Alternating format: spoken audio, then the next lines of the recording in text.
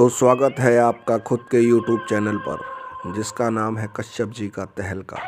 तो ज़्यादा देर न करते हुए शुरू करते हैं आज की कहानी। तो हो जाओ तैयार डर की गहराइयों में खोने के लिए। जय श्री राम। दोस्तों, ये कहानी रोहित की है जिसकी उम्र 20 साल की है, जो नोएडा का रहने वाला है। उसका ना तो कोई बचपन में दोस्त था और ना ही स्कूल में। आइए जानते हैं रोहित की रूह कपा देने वाली कहानी। मेरा नाम रोहित है।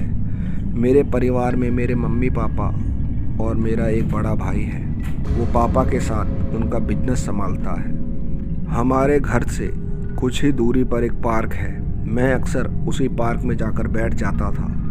मेरी तरह और भी कई लोग उस पार्क में घूमने आते, खेलते और हंसी मजाक करते, पर मैं अकेला ही एक पेड़ के नीचे बैठा करता था। एक दिन मुझे पार्क में बैठे बैठे शाम हो गई। मुझे ध्यान नहीं रहा कि पार्क में अब कोई मेरे अलावा नहीं है। चारों तरफ बस सन्नाटा पसर गया। मैं जल्दी से उठा और पार्क से बाहर निकला ही था कि मेरी नज़र चौराहे पर पड़ी। वहाँ बीचों बीच एक औरत सफ़ेद साड़ी पहने बैठी थी।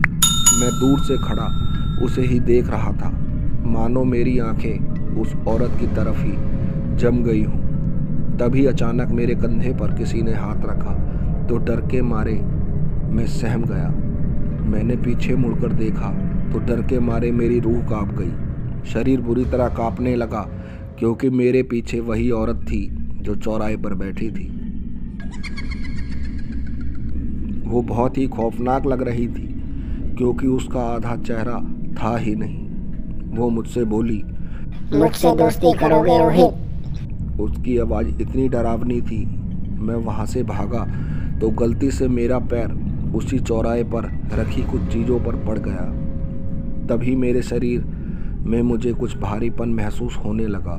मैं जैसे तैसे घर पहुँचा तो मेरी मम्मी ने दरवाज़ा खोला।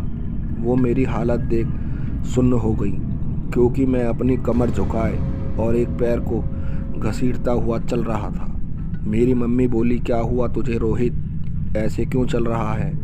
तब मैंने अपनी माँ को बताया, पता नहीं, मुझे एक औरत जिसने सफ़ेद साड़ी पहनी है वो मुझे पार्क के बाहर वाले चौराहे पर दिखी थी। वो देखने में बहुत ही खौफनाक लग रही थी। तभी वो मुझसे बोली, मुझसे दोस्ती करोगे रोहित?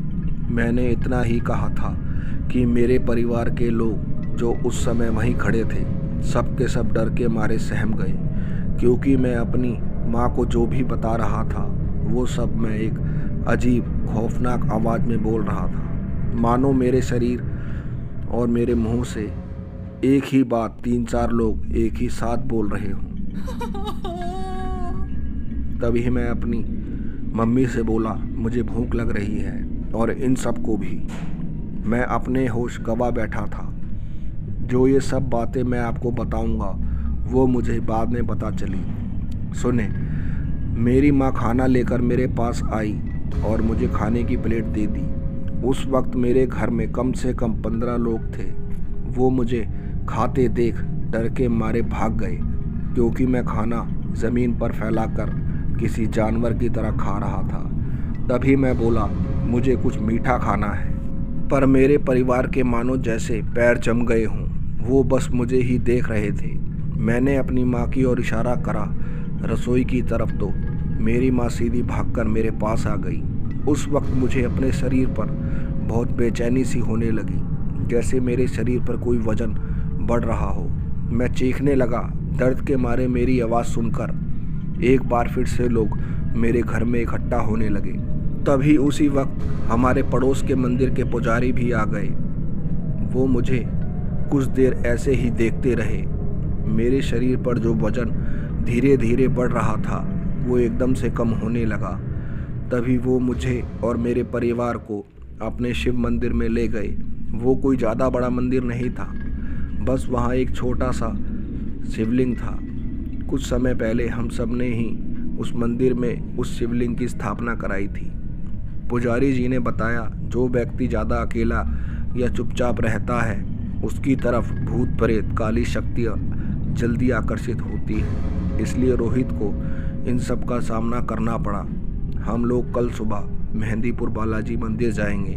हमने पुजारी जी से ज़्यादा नहीं पूछा कि क्यों जाएंगे, बस सुबह चल पड़े। अगर पुजारी जी हमारे साथ ना होते तो हम कभी भी रोहित को नहीं ले जा पाते। मेहंदीपुर बालाजी पहुंचकर वहां हम लोग 3 दिन रुके। बालाजी की कृपा से मैं और मेरा परिवार भी ठीक है। बस दोस्तों, कहानी में इतना ही। कहानी अच्छी लगी हो तो प्लीज़ चैनल को लाइक करें, सब्सक्राइब करें, शेयर करें। जय श्री राम, जय हिंद, जय भारत।